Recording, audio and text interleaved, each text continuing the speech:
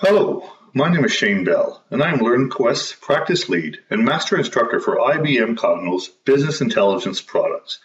Today I'd like to give you an overview of our excellent Cognos class offerings in order to build proper advanced reports, report authoring skills, and to share a little bit about myself as well.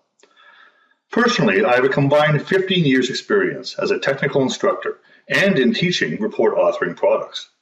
I started at IBM Cognos back in 1998 as a quality control specialist for some of our new software product offerings. It was definitely an exciting time, as the company was moving from independent applications to a suite offering, or really having all the products together in one bundle. It was the start of allowing our customers many choices, such as querying, analyzing, and reporting, in a single application with a zero footprint or web-based focal point. Prior to my arrival at Cognos, I had been looking for a challenging and rewarding career change. I investigated some high-tech companies in and around the Ottawa area, and of course, Cognos was a huge hit back then. Once I joined the Cognos team, I spent 2 years in quality control. An opportunity came up within the beta testing and training group, and I immediately jumped at the opportunity. After 2 years, our team branched into two specific areas, still with the beta testing for customers, but also for specific field education. I knew I found my niche at that time. It was not specifically Report Studio, however. Cognos had a multitude of smaller applications. However, the two main flagship products were Impromptu and PowerPlay. Impromptu covered the querying and the reporting application side, whereas PowerPlay was more of the analyzing, drill down to find out more details. It was back in 2003 that ReportNet came out, consisting first of Query Studio and Report Studio, surrounded by a single portal, IBM Cognos Connection, which still exists today. What defines me as an instructor can be summed up in a few short words. Really, I love teaching. I love it when our students can see that aha moment. One of my signature techniques specifically for business intelligence is the W5 approach. The who, the what, the where, the when, and the why, and sometimes how. Much like we talk about our vowels, A, E, I, O, U, and sometimes Y, well, this is the regular business questions. These are things that you want to know about your business. The who sold a product, or it could be a customer. What customer purchased that product? Where was that product purchased, and where was it sold? When, I want to know a specific time period when a product was sold.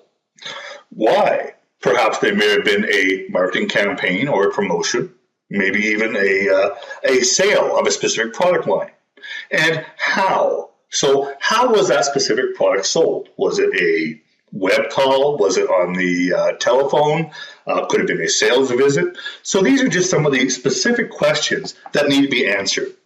If you go to the lowest level of detail of all of those W5s that are linked to an individual transaction or a fact, then you will always come up with the definitive answer. That's what your management wants. That's what your CEO, directors, managers, and so on. If they ask you a question, they want you to look them square in the eye and say, the answer to that question is that value. And do that with confidence. You surely can by using IBM Cognos BI software. So LearnQuest offers a full suite of IBM authorized courses in business analytics. Today we're going to focus on IBM Cognos Report Studio. This is the advanced report authoring application. We're going to cover what you really need to know about Cognos BI Report Studio. Some of the key takeaways, such as what Report Studio has to offer, such as formatting, focusing your reports, applying some filters, and really enhancing your reports. Remember, you want this report to shine, and by using IBM Cognos Report Studio, you can definitely do that. You can also use some of these report templates and its possibilities for structuring reports, and of course, the 6-step reporting process, which I'm going to be going to momentarily. So let's get started on that. So what does Report Studio have to offer? Well, within Report Studio, you want to create reports that are going to answer your business question. But of course, you have to have a layout, something that's going to be used in order to display your result sets. Well, we actually offer, as soon as you launch Report Studio, a definitive wizard where you can choose an existing template, such as a list, crosstab, chart, or map, just to name a few of them. Personally, I like to use lists when I'm looking at relational data because a list report emulates what you would see within a database table. It's got rows and columns, and it can provide you with a very quick answer to your question. Of course, you can apply some sorting, grouping, and filtering on that report as well. Crosstabs are really good for looking at dimensional information, something that has an inherent parent-child relationship. Because within crosstabs, you can nest parent-childs directly within your rows and columns, and you could also nest specific measures or facts on the row or column edges. Now, you can format your reports using specific groupings. If you wanted to, for example, remove individual repeating lines, you can have headers and footers within your report. So by using one of our templates, for example, we actually have a built-in header and footer applied to you. Your header will contain your title, and in your footer you could have, for example, the time and the date, a page number, and really it's fully customizable for you as a report author. You'll want to focus your reports by filtering the data and using specific prompts in your report. You want to narrow down what you really want to be able to present to your end user or to your consumers. You can apply some calculations and some additional report building techniques. We're also going to do some exceptional data highlighting. Perhaps you really want to have focused specific values that, for example, if revenue has exceeded $250,000 for a specific product line, well, let's have that stand out in big red, green values, right? Those are good things that we want to look at. And you can set up drill-through access. So you can certainly go from one report to another. Maybe if you want to really go down into more deep level details, informations. So as I talked about, there are some report templates that are available for you. If you want, you can even start off with a totally blank report, a blank page, where you can customize this to the nth degree, whatever you want. We can provide lists, crosstab, and charts reports, as you can see here. Really, these are templates. These are starting points to get you started on the report building process. And of course, you can actually combine a number of these objects on the same page. Perhaps in the left-hand corner, you want to have a regular list report. Maybe on the right-hand side, you want to have a nice pie chart or a gauge chart, something that's really going to splash out to your end users. So you can leverage all of these different capabilities within Report Studio. Now let's take an example of an individual report process. First of all, you want to determine the report objectives. So imagine that your manager or your director has come to you because you are the report author, and they've come to you with this specific question. Which employee has generated the most revenue for 2013, and by what order methods? So think back to my W5 approach. The who, the what, the where, the when, why, and sometimes how. Now, not all of those specific dimensions have to be included within your report. In this example, which employee? So that's going to cover the who. And where do I want to get that data from? Well, I'm going to access the package, which has been built within Framework Manager by a metadata modeler. So the who is going to be my employee name. I'm also going to be looking at the when. So when, well, let's take a look at my time dimension, specifically year, because I do want to see what employee generated the most revenue for 2013. We also have the how. How was that revenue generated? Via what order method? So with that, I would actually take my order method type. Now, our third step is we want to choose the appropriate report type. Remember, we do have a number of different objects or templates that we can use. We could either use a list report, a crosstab report, or a simple chart report. Really, how do you wish to display your findings to your end users? Now it's time to build the report. Once you have those first three, you're well on your way within Report Studio. So it's a very simple case of dragging and dropping specific query items from your package onto your template, such as a list report. So we're going to drag and drop employee name. We also want to know the year, because remember, we're saying 2013. And we also want to use the order method type. And of course, going back to the report objective, which employee generated the most revenue? So revenue is going to be our fact or our measures. So we're going to, of course, include revenue within there. Now, we're looking at all years, so let's apply a filter, because really we're only concerned with 2013. And we also want to sort the employee name in a descending order based upon our revenue values, because I really want to see who is my top sales rep that has generated the most amount of revenue in 2013. Once you've done all that, you've applied your filters and or perhaps created some prompts if you want to format your report. You want to make this really nice and pretty for your end users. So for our revenue data item, we're going to maybe include some currency, put in a currency symbol, and look at some of the decimal places. In this case, we really only want to have 2 specific decimal places. So let's take a look at this in action. When we launch Report Studio, immediately we're brought up into this welcome page. So this allows us to either create a brand new report, or if I wanted to, I can actually open up an existing report that we have already created. In this case, we're going to create a brand new report.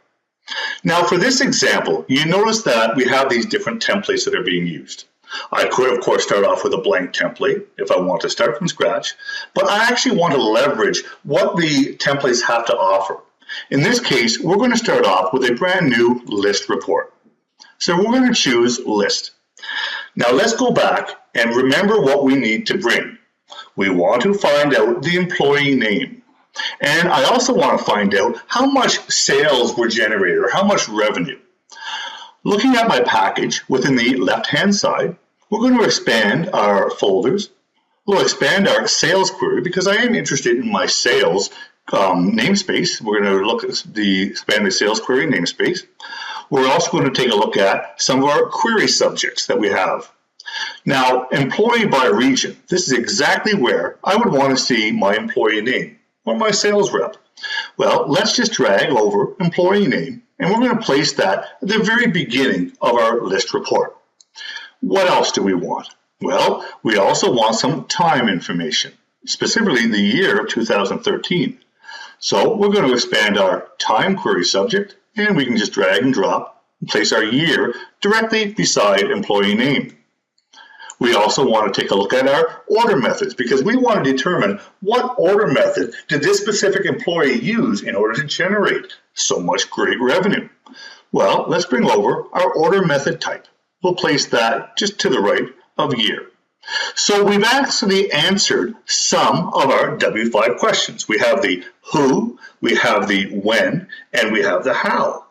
And really that was all we needed based upon the objectives of this report. But one more thing we need is the actual measures, the fact values. And we want to be concerned with our specific revenue values. So once I have all of my 4 query items that are now part of this list container, we want to do a little bit of formatting. In this case, we're going to group on our first 3 objects because we want to remove individual entries or repeating values. So with those 3 objects, a very simple click of the mouse, we can now group those objects together. We also want to be able to total up our revenue values. We'll select the revenue list column, and within our toolbar, we'll click on the summarizations, and we're going to choose total. Now, we want to be able to see the actual values. We want to see what employee has in fact generated the most amount of revenue.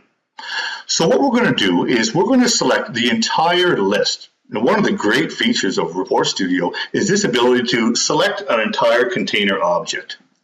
With that selected, we have the Properties pane on the left-hand side. Specifically, I want to focus on my grouping and sorting property. Now, you remember we already grouped on employee name, year, and the order method type. I want to look at my total revenue based upon my employee names. So essentially what we'll do is just expand employee name, and we have a sort list. Very simple for me just to take my revenue values and now place that inside my sort list. We say OK to that, and now it's time to apply a title. top sales rep for 2013 by order method. Now, you notice that we're focusing on 2013. However, our data is for all years. We're not quite done. One more thing to do, and that's to apply a specific filter of our data. So what we're going to do is, within our toolbar, we're going to choose our filters, edit filters, and for a detail filter, I'm going to select add. Now we want to make this custom based upon a specific data item.